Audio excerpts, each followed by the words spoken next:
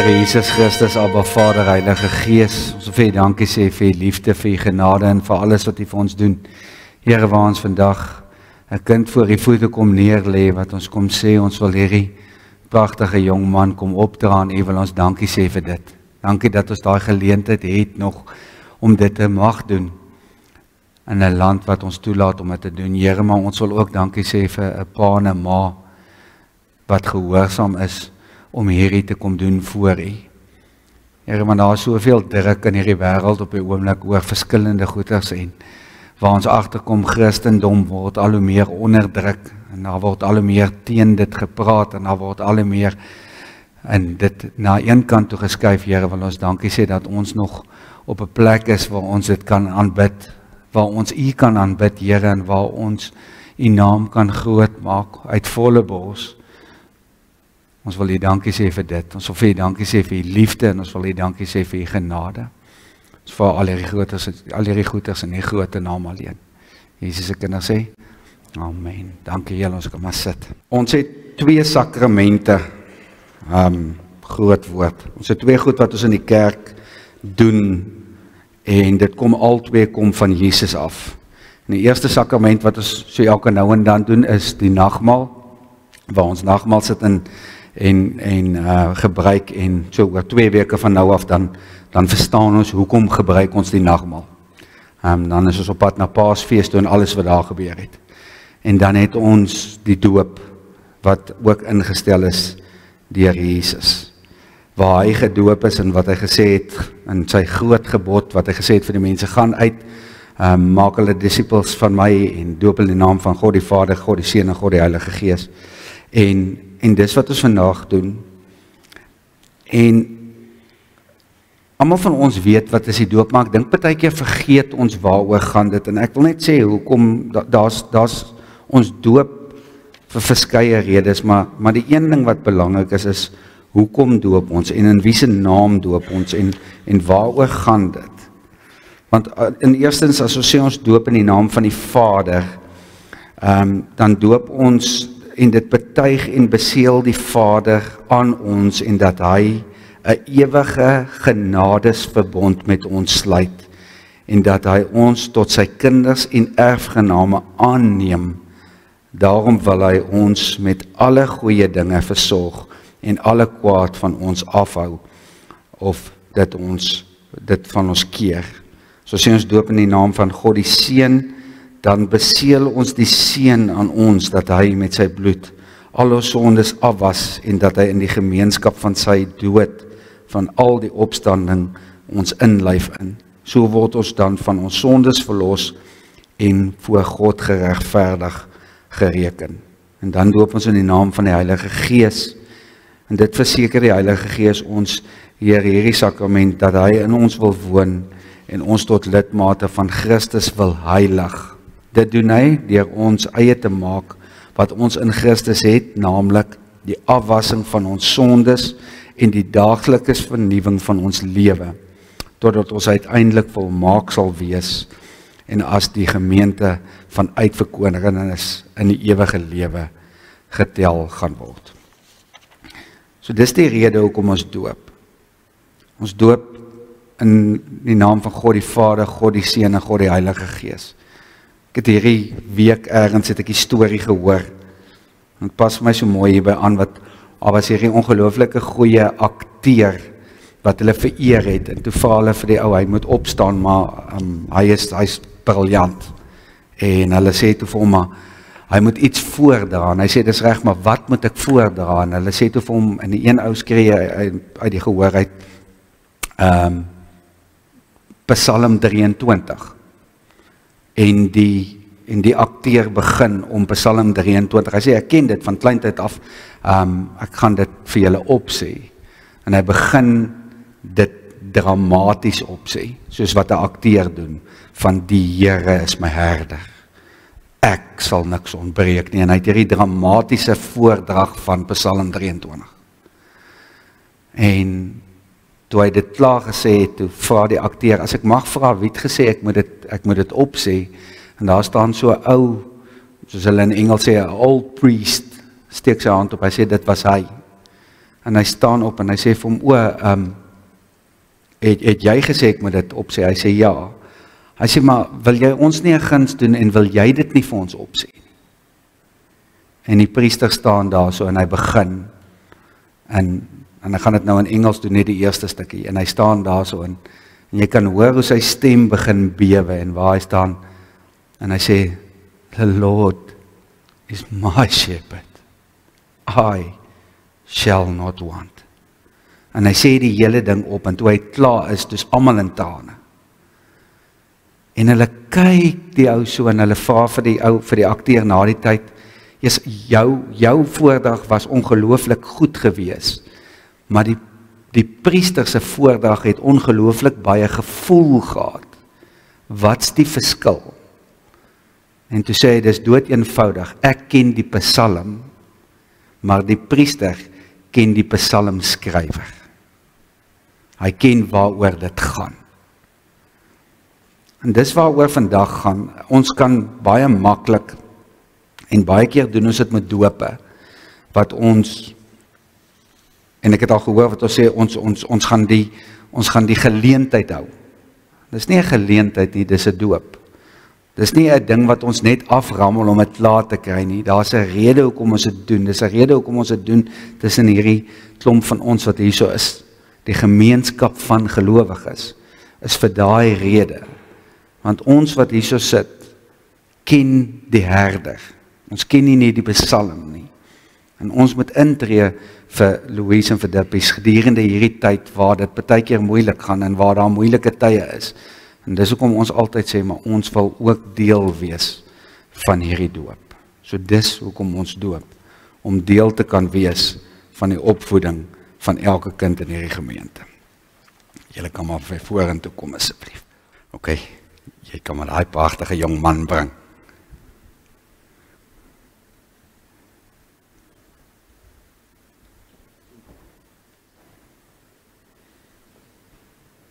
Sien, my angs sal daar nie maak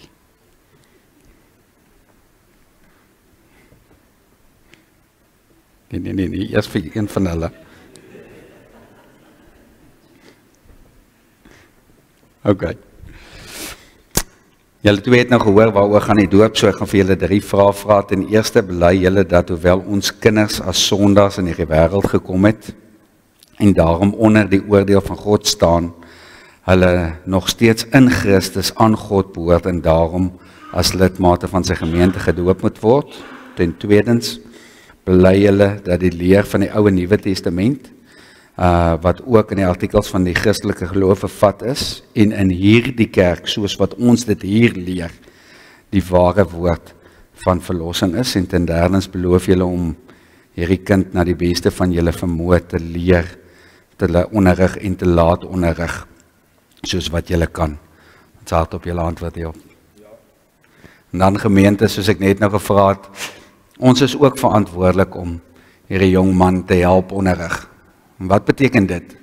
Is daai gedeeltes waar dit moeilik gaan, want ons weet, as hulle so klein is, sukkel dit maar om in die kerk te kom. So dis waar ons probeer help, om te sê, wie wat kan ons julle nie help nie? Kan ons nie vandag na die kinders kyk en julle gaan kerk toe nie? Of kan ons julle nie help met wat ook al dit mag wees nie? Want daar's 'n Engelse gesegde, it takes a village, en dit is seker die waarste woorde in die wêreld. So wat is hard op julle antwoord, sal julle help met dit? Okay. Nou kan jy hom vir my woon. Dankie, Louise.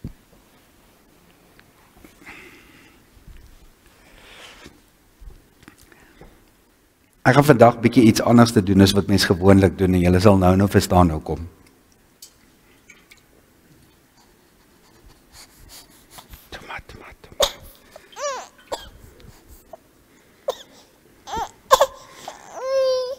Jacobus Leroux Dippenaar, ek doop jou in die naam van God die Vader, van Jesus Christus sy Seun, en van die Heilige Gees. Amen.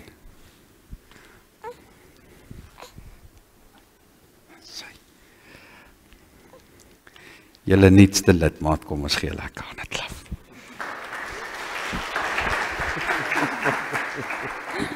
Ons gaan net namens die gemeente vra vir Dick om die Bybel te gee en ook die doopsertifikaat.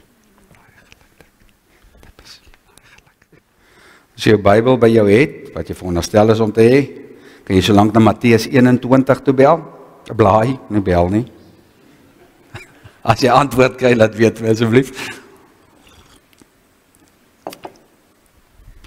Ons het nou hierdie gedeeltes gelees en ek wil gou begin met, daar's 'n paar woorde in Afrikaans wat vir my ongelooflik mooier is as in Engels.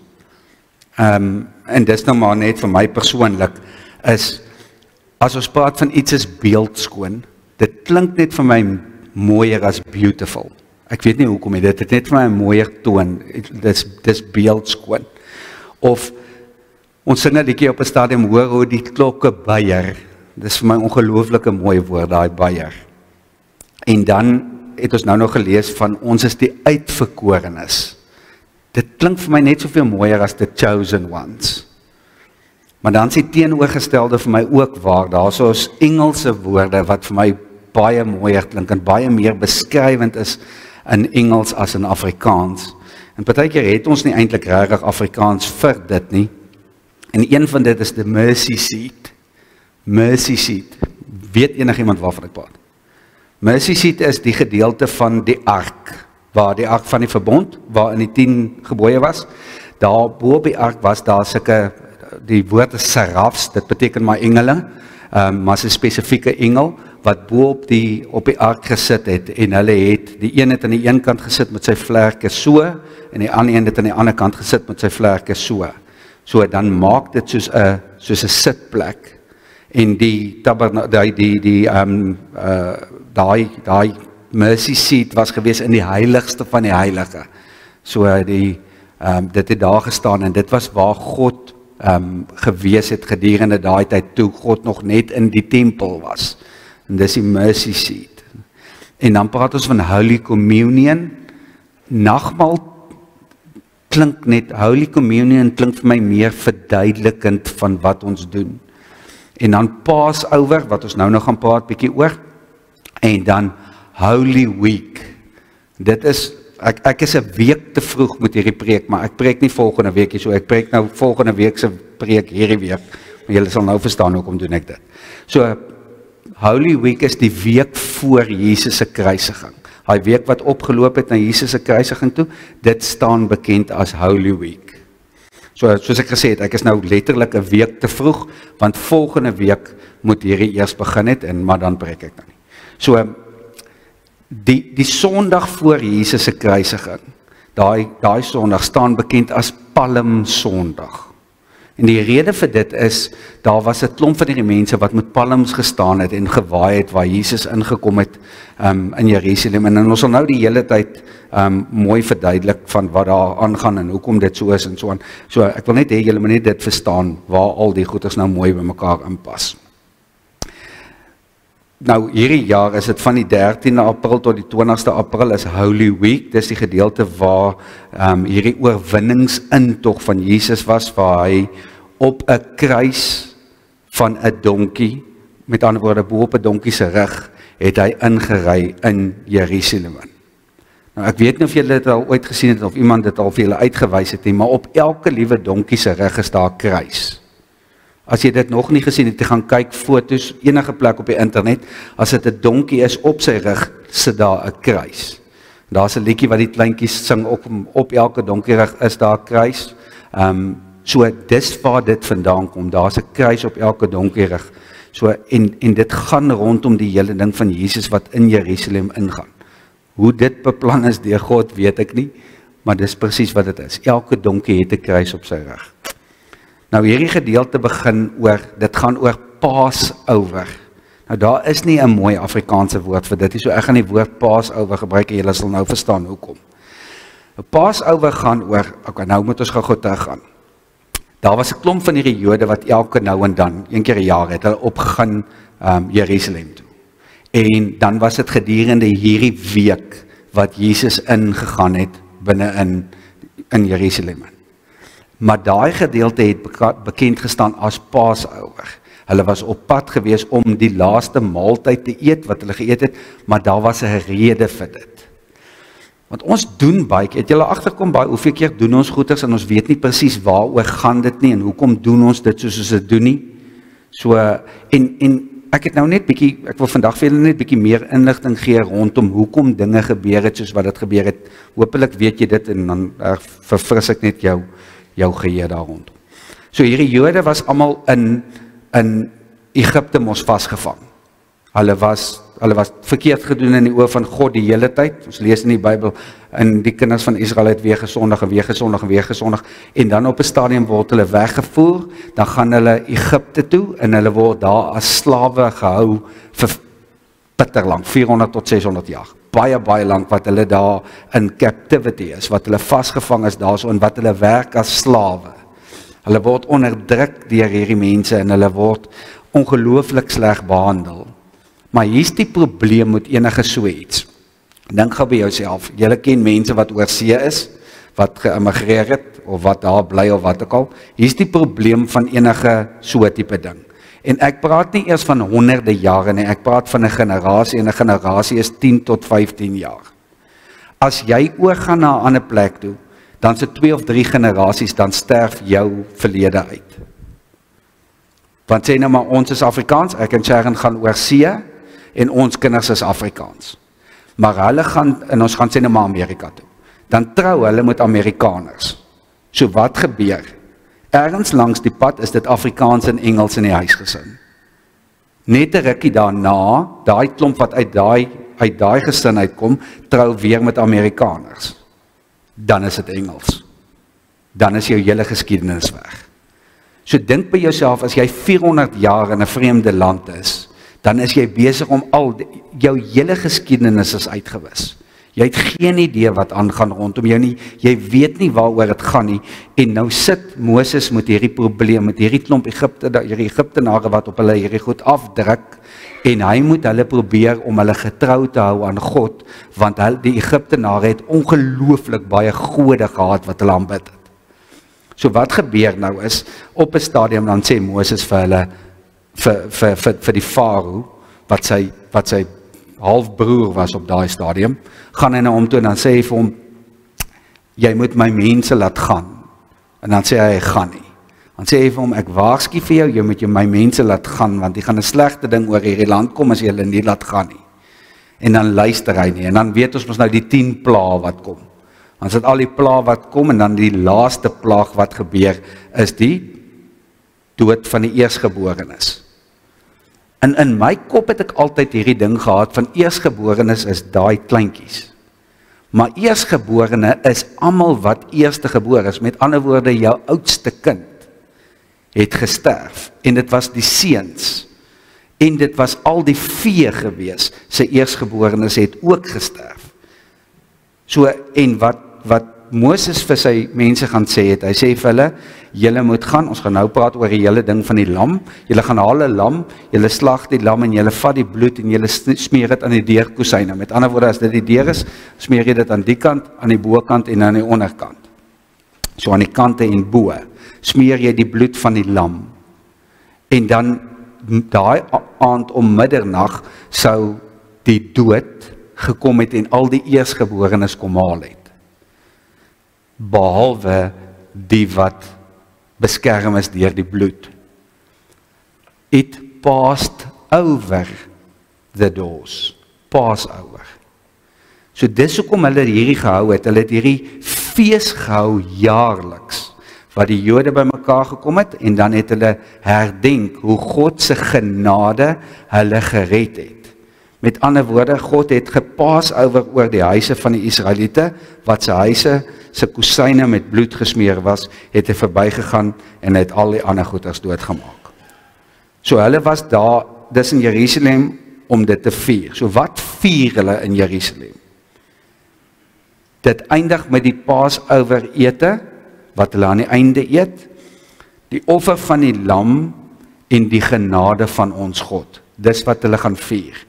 Die offer van die lam en die genade van God. Dit vier hulle altyd gedurende daai week. So dis hoekom hulle dit vir hulle so ongelooflik belangrik was, en tot vandag toe vier die Jode dit. Vier nog steeds daai ding. Maar luister gou, en ek dink ons mis dit. Hoor wat vier hulle? Die offer van die lam en die genade van God. Nou gaan ons bietjie in diepte ingaan oor wat ingaan.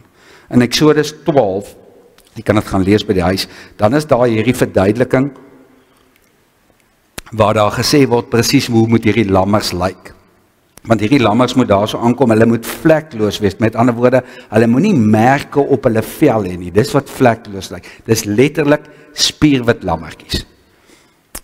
Dit moet vleklose, gesonde lam wees sonder enige gebreke wat uitverkies is en geoffer gaan word. So dit moet gedoen word op die 10de dag van die eerste maand. Dis wat nou die verduideliking is so.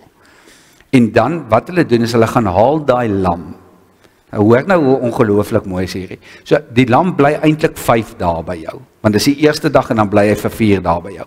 So, hulle gaan haal die lam, en daai lammertjie bly binne in jou huis vir daai 5 dae. Wie van julle het al 'n klein lammertjie gesien wat pas gebore is, wat so wit is? Dis die cuteste ding in die wêreld. Want hy is die hele tyd hier rondom jou, want hy soek sy ma. So hy is die hele tyd hier by jou. En het julle al gesien as die kinders met daai lammertjies begin speel, of met die klein haasie, of die klein kuikentjie, of wat ook al, enigiets van daai, dis hulle het hierdie verbintenis wat hulle daarna met daai lam het. Die lam word in die huis ingenooi. Is dit nie wat ons moet doen nie? Ons moet die lam in die huis innooi. Ons moet vir Jesus in die huis innooi. En dan is hulle besig om hierdie lammertjie kos te gee. En met hom te speel. En hom te vryf. En dink gou hierdie verbintenis wat daai kinders het met daai lam. Nou dis was die eerste rede gewees hoekom hulle dit gedoen het, hoekom hulle 'n lam gevat het. En die tweede rede hoekom hulle dit gedoen het, is die klomp Egiptenare het lammers aanbid. Dit was een van hulle gode. So dis hoekom God gesê het, vat die lam. So dit het eerstens vir hulle gewys, julle godheid het geen krag nie, want ons kan dit vat. Hulle vat die lam en hulle is besig om hierdie lam te vertroetel, en dan op die 4de dag, op die 5de dag dan sê die Johannes, en dan word daai lam geslag. En nadat daai lam geslag is, dan vat hulle daai bloed en dan smeer hulle dit aan die kusyne, en dit was die beskerming gewees van dit. Nou tot vandag toe doen hulle dit so, ek is nie seker of hulle dit nog steeds in die kusyne smeer nie, maar hulle doen dit tot vandag so. En as jy in die Johannes evangelie lees, dan gebeur presies dieselfde met Jesus. Jesus kom op die 10de dag, kom hy ingery op 'n donkie in Jerusalem. 4 dae later word hy gekruisig. Die lam op aarde kies die pa 'n lam, 'n vleklose lam, en hy vat daai lam en hy slag hom om sy familie te beskerm. Wat doen God? God die Vader vat die lam, sy seun, stuur hom in om geslag te word om sy familie te beskerm, om ons te beskerm. So Hemelse Vader vat hierdie vleklose lam wat Jesus was, sonder enige breke, sonder enige blemishes, perfek, sodat ons daai offer kan kry. En wat gebeur terwyl Jesus inry binne in Jerusalem? Soos ek sê, hulle waai met palmtakke. Nou palmtakke het een groot rede vir die palmtakke was die volgende. Dit het gewys dat as 'n koning ingekom het nadat hy 'n oorlog gewen het, dan wys dit maar hy die oorlog gewen, so dit was vir oorwinning gewees. Hulle waai hierdie palmtakke terwyl hulle die volgende skree: Hosanna, Hosanna, prys die seun van Dawid. Loof hom wat in die naam van die Here kom, prys hom in die hoogste hemele. So hierdie oorlogsheld volgens hulle, wat hulle gaan kom verlos van hierdie Romeinse onderdrukking, kom nou ingery. En hulle soek verlossing. Hulle het redding nodig. En die woord Hosanna beteken letterlik, red ons nou, ons het redding nodig. Red ons nou, ons het redding nodig. Ek dink nie aldag ons weet waarvan het ons redding nodig nie. Ons weet ons het redding nodig, maar ons weet nie altyd presies waaroor nie. Hulle het gedink, hulle het redding nodig van die Romeinse regering, hulle het redding nodig gehad van die onderdrukking van die Romeinse soldate en die Romeinse mense wat hulle getax het, ensovoort.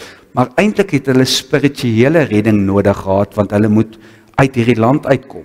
Hulle moet al hierdie goeders wat hulle aanhang, moet hulle losgemaak word van, en al hierdie sonde waarin hulle verval het, moet hulle loskom van, en hulle het nie geweet hoe nie, want hulle het nie noodwendig geweet, hulle doen dit eers nie. En dis hoekom hulle vra daarso, en dis hoekom hierdie goeders, en onthou, hierdie goeders al lank voor die tyd geskryf. Dit kom uit die Ou Testament uit wat nou vervul word. Nou lees ons Matteus 21, vanaf vers 2.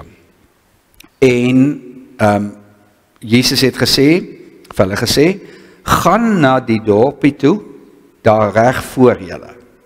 En net soos julle inkom, sal julle daar 'n donkie kry wat vasgemaak is en 'n vul by haar.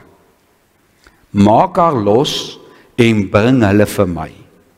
En as iemand vir julle iets daaroor sê, antwoord dan, die Here het hulle nodig en hy sal hulle gou weer terugstuur. Net tot daar. Dink gou net in jou kop oor die volgende scenario. Daar staan 'n donkie en 'n vul vasgemaak. Dis iemand se eiendom, anders sou hulle nie daar gestaan het nie. En hier kom wildvreemde mense daaraan en hulle maak net die donkie los. Dink gou by jouself, dis jou donkie. Wat is die heel eerste ding waarvan jy daai ou aankla? Diefstal. Diefstal op daai stadium was jy's dood, al het jou vermoor oor diefstal. So nou wat gebeur hierso is, Jesus sê vir sy disippels, gaan soontoe, gaan haal 'n donkie. En as hulle jou voorkeer, dan sê jy net, ek het dit nodig. Ons weet nie wie is die donkie se eienaar nie. Die donkie se eienaar het nie 'n naam nie.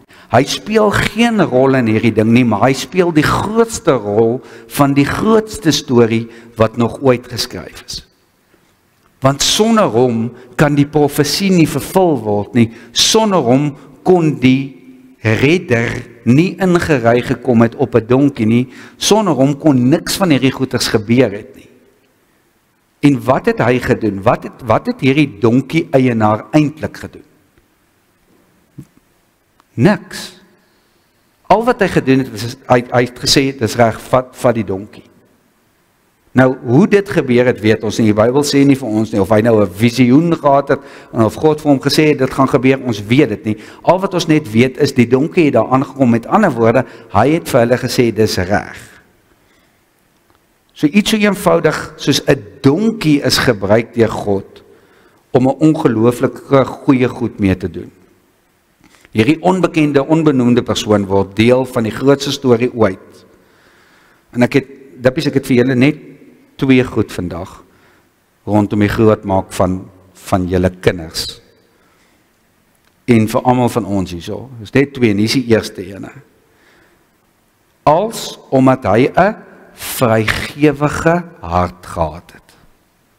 Dis die eerste ding. Daai ou het 'n vrygewige hart gehad. Nou wil ek vir jou vra, wat het jy om te bied vir God? Want sien, hier is die probleem, sodra enige iemand van 'n kansel af hierdie woorde gebruik, dan dink ons altyd geld. Weet nie hoekom nie. Maar as ek vir jou vra, wat het jy om te offer vir God, dan is dit soos altyd, dis nou weer geld. Weet julle hoe min is dit eintlik geld? Want dit gaan oor, wat het jy om te offer? Want partykeer doen jy goeders om mense te help, en dit het niks te doen, dit het te doen met tyd. Dit het te doen met hoe jy, met wat se gesindheid jy dit doen. Dit het te doen met wat het jy tot jou beskikking op daai spesifieke oomblik om daai persoon of persone mee te help. En partykeer het dit te doen met net dood eenvoudig om gehoorsaam te wees. En dis wat hierdie ou gedoen het. Hy het 'n vrygewige hart gehad en hy het die donkie net gegee. Sonder om enige vrae te vra, sonder om enigiets te sê, want ek glo dit sou aangeteken gewees het. Hy het net gesê is reg. Hoeveel keer sê ons net dis reg? Ons het ons altyd 'n klomp vra. Ja, maar sê nou maar dit en as dit nou of ons het altyd 'n klomp en hy's net soos in dis reg. Jesus is in daai tyd, is Jesus in en om Jerusalem die hele tyd. Hy gaan kuier by een van sy grootste vriende, wat ons weet in die Bybel wat Lazarus was, Martha en Maria, wat hy gaan eet by. Hy gaan bid by die Olyfberg en op die donderdag het hy en sy disippels hierdie groot ete in die bo vertrek. Hulle deel in die Pasgamaal waar ons nagmaal vandaan kry, want dis waar Jesus vir hulle die eerste keer verduidelik. Die maaltyd, soos reeds gesê is, om die offer van die lam en die genade tot eer en verheerliking van God. Jesus gebruik hierdie maaltyd om weer vir hulle te verduidelik, hoekom is hy op aarde? Hoekom het hy aarde toe gekom? Hoekom het sy hemelse Vader hom gestuur aarde toe? En daai laaste maaltyd staan bekend as die laaste maaltyd of die avondsmaal. Want dis die laaste keer wat Jesus saam met sy disippels so almal saam sit en eet. Ons noem dit vandag nagmaal. Want dis waar ons saam sit en eet. En dis die rede vir die brood en die wyn. Ons weet dit, waar Jesus die brood breek en waar hy die wyn uitskink en wat hy vir hulle verduidelik wat aangaan. Johannes 13 sê, Jesus en sy disippels was aan tafel. Die duiwel het toe al klaar vir Judas seun van Simon Iskariot op die gedagte gebring om Jesus te verraai. Jesus geweet dat die Vader alles in sy hande gegee het en dat hy van God gekom het en na God teruggaan. Hoor mooi, hy het geweet dat hy van God gekom het en dat hy teruggaan na God. Hier is belangrik. Vers 4, toe het hy van die tafel af opgestaan. Hoor nou, hulle sit klaar en eet. Hulle is klaar besig om te eet. En dan staan Jesus op. Sy boorkleed uitgetrek en 'n handdoek gevat en om hom vasgemaak. Daarna het hy water in 'n wasgoedskottel gegooi en begin om sy disippels se voete te was en dit dan af te droog met die handdoek wat hy omgehad het. Nou, verstaan julle die voete was? Maar hier is iets baie dieper rondom dit. Want wat doen Jesus hierso? Jesus, onthou nou, ek het hierdie al 'n paar keer probeer verduidelik, maar mens kan dit nooit so goed verduidelik nie. Hulle het oop sandale gedra daai tyd. So hulle het oral geloop waar hulle was, en daai tyd was dit nie geteerde strate soos ons nou het nie. So dit was grond gewees, en dit was mis gewees, en dit was wat ook al alles in die pad gelê het. Onthou, mense het baie keer sommer net die vuil goed wat in die huis was, buitekant in die strate gegooi. So enige iets was daar gewees. So kan jy dink hoe ryk mense se voete, en hoe lyk mense se voete, want daar was ook nie naaldnippertjies gewees nie. En dan kom Jesus, die koning van die heelal, en hy staan op van die tafel af, en hy trek sy boorkleed uit, en hy maak 'n voorskoot om sy lyf vas. So hier's 'n klomp goeters wat hier gebeur. Daai tyd was daai werk vir die laagste van die laagste slaaf. Dis die ou wat die short stol getrek het wat daai werk doen, want niemand wil dit doen nie. Ek baseer so nou en dan sy in sy voete, maar hier na 3 minute is dit genoeg. En dit gaan nie oor vuil voete nie, dit gaan net nou, so ek nie meer lus vir dit nie. Jesus gaan en hy was nie een disipel, sy geliefde disipel se voete nie, of 2 disipels nie, of 3, almal.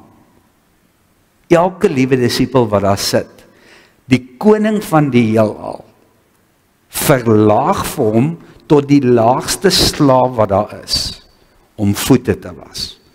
Want in daai tyd sou dit normaal gewees het, dat as jy aankom by 'n kuier, of veral vir 'n ete, dan sou die slaaf jou voete gewas het, voordat jy ingekom het in die huis in. So hulle het, die kanse dat hulle kaalvoet geëet het, is baie goed. En onthou, hulle het nie soos ons geëet by 'n tafel wat jy regop gesit het, dit was 'n lae tafel gewees, so hulle het gewoonlik so half op hulle sye gelê. So wat is hier by jou gesig? Die ander ou se voete. So dit moet skoon wees. Kan nie nog 'n reuk hê nie, dit moet skoon wees. Want jy is besig om kos te eet. Jesus gaan en hy sê, wow. Wat doen die disciples? Nee, ek is te belangrik om dit te doen, want ek wil die beste seat hê aan die tafel, ek wil langs Jesus sit, of ek wil so naby as moontlik aan hom sit. Niemand doen die moeite om mekaar se voete te was nie, want dis benede ons. Klink dit nie bekend nie? Hoeveel keer doen ons dit nie? Nee, dis benede my. Praat van persoonlike ondervinding. Dis benede my. Ek doen nie daai tipe goeders nie, want dis benede my. Dis wie Jesus is. Hy is 'n ongelooflike voorbeeld. Niks is benede hom nie. Daar was niks, die slegste werk in die wêreld doen hy met 'n glimlag. Hy staan op en hy gaan en hy dink. En onthou gou die volgende. Dis die laaste, ek gaan nou gebruik, teachable moment wat Jesus het saam met sy disippels. Dis die laaste keer wat hy vir sy disippels iets kan leer. Sy heel laaste keer, want direk hierna gaan hulle uit en dan word Jesus gevange geneem. So dis die laaste keer wat hy vir sy disippels iets kan leer. Nou, as ek, met alle respek gesê, Jesus was, sou ek nou wag, dis nie voete was gebruik het om as die laaste ding te doen. Ek sou iets wonderbaarliks gedoen het, soos om iemand uit die dood uit op te laat wek, of om, verstaan jy, so iets groots. Sou ons nie almal dit wou gedoen het. Jesus gaan en hy doen die teenoorgestelde, en Jesus gebruik hier geleentheid om vir hulle les te leer. Sy laaste ding wat hy hulle leer, voordat hy gearresteer word. Hy was nie sommige se voete nie. Hierdie is belangrik. Hy was nie sommige se voete nie. Hy was almal se voete. Hy was, nou dink gou by jouself. Jesus is al wetend op daai stadium, né? Hy weet wat wag vir hom. Hy gaan sit by Petrus en hy sit en was Petrus se voete. En Jesus weet, oor 'n rukkie van nou af gaan jy sê jy ken my nie 3 keer.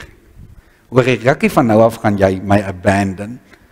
Oor 'n rukkie van nou af gaan jy meer oor jouself bekommerd wees as oor my. En Jesus was sy voete. Hy was sy voete, was voete. En hy kom by Judas Iskariot. Oor 'n rukkie van nou af gaan jy vir my verraai. Gaan jy my oorgee aan mense vir geld. Oor 'n rukkie van nou af gaan jy my weggooi. En die res van die disippels presies dieselfde. Want wat gebeur toe die polpot die vyand stryk? Toe Jesus moet gekruisig word, toe hardloop al die disippels weg. Jesus weet dit. En nadat hy hulle voete gewas het, gaan sit hy by die tafel. En dan voed hy hulle ook nog. Hy gee nog vir hulle kos ook. En hy sê vir hulle, hierdie is my liggaam. Hierdie is my bloed. Wat se tipe liefde moet 'n mens hê om dit te kan doen? Kan jy dink wat se tipe liefde moet hier binne in jou wees om die een wat jou oorgee vir geld se voete te was en te voed? Die een wat jou gaan verraai, die een wat jou gaan verloon, die ander 10 wat gaan weghardloop om dit vir hulle te doen. Hoe hanteer ons Judasse? Was ons Judasse se voete, geestelik, op 'n emosionele vlak? Doen ons dit? Ons sien, wat leer Jesus hier vir ons? Nederigheid. Ek is nie beter nie, al is hy beter. Ek is nie beter nie. Volg my. Hierdie wonderlike gesegde, moenie doen wat ek doen nie, doen wat ek sê. Jesus is baie eenvoudig, doen net wat ek doen. Baie eenvoudig, doen net wat ek doen. Alwetende Jesus doen hierdie goeders, omdat hy weet wat hieruit gaan voortkom. Hy weet wat die toekoms inhou. Hoekom vat Jesus so lank? Hoekom doen hy dit nie onmiddellik? Hoekom toe hulle nie gaan sit en doen hy dit nie? Want julle ek dink Jesus wil vir die mense hier iets leer van, dink gou in jou lewe, hoeveel gemors sit vas aan jou. En daar's vars gemors wat vas sit aan jou. En daar is goed wat lankal sit daarso, wat al kliphard geword het. En dan sê Jesus, maar dis oukei. Dit maak nie saak hoe oud of hoe nuut of hoe vars of niks van dit maak saak nie. Ek maak jou skoon, witter as sneeu. Jesus was hulle voete om vir hulle te verduidelik. Maak nie saak hoe oud dit is nie, maak nie saak hoe jonk dit is nie, dis nooit te laat om dit af te was nie. Na die ete staan hy op en dan gaan hulle Getsemane toe waar Jesus gaan bid. Nou Getsemane beteken letterlik, dis twee woorde, dis 'n Grieks-Hebreëse woord wat opgemaak is uit twee gedeeltes, wat get is, wat beteken plek van pars, en semani, wat beteken olie. Soos die plek van pars van olie. Want Getsemane het 'n klomp olyfbome gehad wat daar rond gestaan het. En daar was hierdie groot pars geweest. So dink die ouer mense sal nog presies weet hoe lyk dit. Dit is gewoonlik so 'n ronde ding wat in die middel het hy 'n pivotpunt en dan is dit so 'n dik wiel wat jy draai in die ronde en dan gooi jy die wat ook al jy wil pars. En in hierdie geval gooi jy die olywe daarin. En dan sal 'n gaatjie gewees aan die kant wat die olie uitgekom het. En dan loop jy met daai swaar wiel rondom dit en dit pars die olie uit die olywe uit. So die hele plek is vol olywe en hierdie oliepres staan daarso. En dan is hierdie soos wat daai drukking van daai wiel op daai olywe is, soos daai drukking op Jesus op daai stadium. Want hy sit met hierdie van, hy sê vir sy disippels, wag net gou vir my hierso, ek gaan bid saam met my, en as hy terugkom, dan lê en slaap hulle, maar wat's die gebed wat Jesus bid die hele tyd? Laat hierdie lydensbeker my verbygaan, maar nie u wil nie, maar nie my wil nie, maar u wil. So Jesus vra vir God, asseblief, laat hierdie lydensbeker verby my gaan. Bid hy, dat hy nie wil doodgaan nie. Nee. Hy wil nie hierdie drukking van sonde op hom hê nie. Hy wil nie daai wegskeer van God van hom af hê nie. Ek het nou dag vir iemand gevra, waar is die hel? Nou ons het mos die Bybel gee vir ons beskrywing van die hel en brimstone en al die vuur en lava en al daai tipe goeders. En dis 100% reg, dit obviously, want die Bybel sê dit. Waar dink ek, waar was my hel en waar was Jesus se hel? Is om uit die teenwoordigheid van God te wees. Om nie meer in God se liefde te wees nie. Kan jy dink, wat is die woord, dink terug in jou geskiedenis, wat is die woorde wat jou ouers vir jou gesê het, wat die seerste gemaak het, wat die hardste geslaan het? Wie is myne? Jy het my teleurgestel.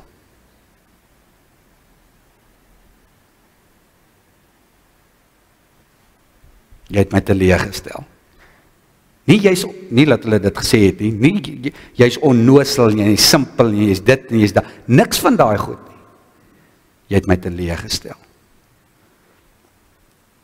Wat is Jesus se woorde aan die kruis? Eli, Eli, lama sabachthani. My God, waarom het U my verlaat? Daar's die pyn. Dis wat Jesus voorbang is. Om deur God verlaat te word. Dis hoekom, Here, ek wil nie hierdie lydensbeker hê nie, maar ek weet ek moet deur dit gaan. En dis hoekom hy bid, nie my wil nie, maar U wil. Olywe word 3 keer gedruk. Daai tyd was hulle 3 keer geprys. Die eerste keer het hierdie suiwer olyfolie uitgekom. En dis gemaak vir lampies en vir goeders binne in die huis om lig mee te maak. Jy steek dit aan die brand en dit het lig gemaak. Dis jou eerste pres. Dit was die eerste gebruik ons dit vir kos, maar daai het hulle gebruik vir dit. Tweede ene, as dit die tweede keer gedruk is, dan sit 'n bietjie dikker vloeistof, maar dis nog steeds 'n vloeistof, so 'n melkerige tipe vloeistof. En dit was vir salf van wonde. So met ander woorde, as jy snye en sulke goed gehad het hulle gewoonlik daai olyfolie gevat en met een of iets anders te gemeng, soos een of ander kruie, en dan het hulle dit aan wonde gesmeer om die wonde gesond te maak, is medisinaal. En die derde keer was dit 'n dik pasta gewees. Was soos hierdie dik pasta gewees. Dit het hulle gebruik en hulle het seep daarvan gemaak. En daai seep is gebruik vir reiniging, om jouself skoon te maak. Kan jy sien hoe Jesus 3 keer vra vir dieselfde ding en 3 keer sê God vir hom nee? Dan sien die eerste keer, dan sê Here, God asseblief, dan sê God nee, jy moet die lig vir die wêreld wees.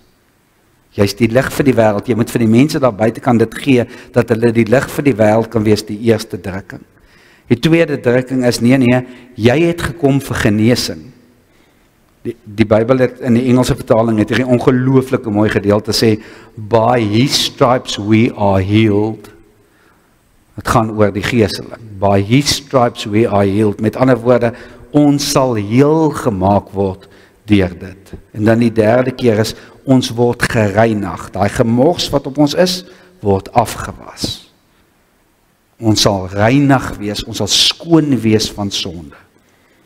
Lukas 22:44, hy het in 'n doodangs geraak, terwyl hy daar in Getsemane was. Hy het 'n doodangs geraak en het nog ernstiger gebid. Sy sweet het soos bloeddruppels geword, wat op die grond geval het. Nou Lukas was 'n dokter gewees, so kyk van waar skryf hy. So hy skryf hier so, en as jy in die oorspronklike teks lees, daai soos staan nie daar nie. Ons vertaal dit in Afrikaans net so, om dit makliker sin te laat maak, dat jy kan verstaan wat daar staan, want soos ek al gesê het, Hebreëus en Grieks is moeilike tale om te vertaal in 'n ander taal. So ons vertaal dit so, maar wat daar eintlik staan is, dat hy, daar's 'n mediese kondisie wat hermafroditus is die ding se naam. Jy sweet fisies bloed, so 'n mediese kondisie. Jou kapillêre vaatjies binne in jou vel bars, maar dis fynbarste, en dan meng daai bloed met jou sweet, en as jy sweet, dan sweet jy fisies bloed wat uit jou uitloop, en dis wat met Jesus hier gebeur het, hy het fisies bloed gesweet. Dis die drukking onder wat Jesus was. Weet jy hoeveel druk moet daar op jou wees, dat jou liggaam in so 'n, en dis voordat hy gegeesel is, dis voordat hy dood gegaan het. Kan jy dink waardeur moet jy gaan dat jou liggaam onder soveel druk is, dat jou liggaam se vaatjies bars, en dat jy bloed sweet. En hierdie is wat ek vir julle wil gee, dippies, en vir almal wat hier so is. Hierdie is wat ons kinders moet leer. Eers ons leer hulle 'n klomp gemors. En dan vergeet ons, want ek weet, soos Paasfees is die gedeelte wat almal altyd weggaan, want dit is lekker, en dit is 'n lang naweek en so aan. Maar sê ons vir ons kinders waaroor gaan Paasfees? Want ek kom al hoe meer agter, Paasfees gaan oor paaseiers wegsteek en dit kry. Dit is nie waaroor Paasfees gaan nie. Paasgees, en dit is ongelooflik belangrik, dat ons hierdie doen, en dat ons hierdie vir ons kinders verduidelik, want dis waaroor ons geloof gaan. As jy hierdie mis jy die hele bout. Ons moet ons kinders lees, dis die mees belangrikste storie wat jy ooit vir jou kind kan vertel. In Bybelse tye is dis die bedtime stories wat hulle kinders vertel is. Doen ons dit nog steeds? Is ons nog steeds besig om vir ons kinders te vertel van waaroor gaan Paasfees? Is ons nog steeds besig om vir hulle die storie te vertel van Jesus en dat hy aarde toe gekom het vir my en vir jou, sodat ons vir ewig kan lewe, of mis ons dit? Hier is die 2 punte. Hy het, wat wil ek vir my kind leer? Wat moet julle vir julle kinders leer? Hê 'n vrygewige hart. Met ander woorde, wees oop om te hoor wat God vir jou sê om te doen. Dis 'n vrygewige hart. En wees dienend, nederig. Of nederig, dienend, soos jy het wil hê. Want sien, dis waaroor dit gaan. Want om nederig dienend te wees,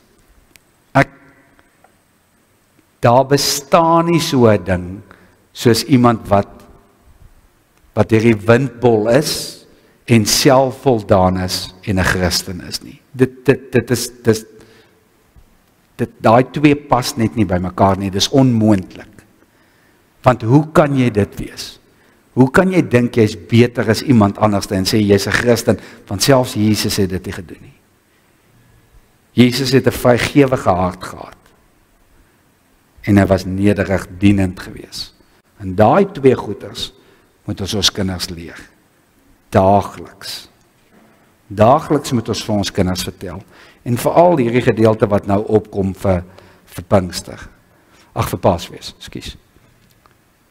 Ons moet regtig doen moeite, waar ook al jy saam met jou kinders heen gaan, doen moeite om vir hulle te verduidelik, hoekom is dit Goeie Vrydag en Opstanding Sondag? Hoekom is dit belangrik om te weet, daai is die belangrikste gedeelte van ons kalender, van ons Christelike kalender ooit. Sonder dit beteken ons geloof niks. As jy nie daai verstaan nie, dan is dit verby. Hart, dienend, daai twee goed. Aba Vader, ons wil vir U dankie sê dat ons kan weet, U het U seun vir ons gestuur, met 'n nederige hart, 'n dienende gees, om vir ons te verduidelik wie U is. Here, help ons om elke liewe dag dit aan ons kinders oor te dra. Dat die woorde Pinkster en Paasfees en Palmsondag, Goeie Vrydag, Opstanding Sondag, dat dit nie woorde is wat hulle geen idee het wat dit beteken nie. Here, maar laat hulle die ware betekenis agter dit ken. Dat dit nie net weer 'n ding raak wat veraards is om paaseiers te verkoop nie. Here, maar dat hulle verstaan dat daai paaseier is leeg met 'n rede, want die graf was leeg. En dis hoekom ons weet, ons harte kan vol wees. Dankie vir U liefde. Amen.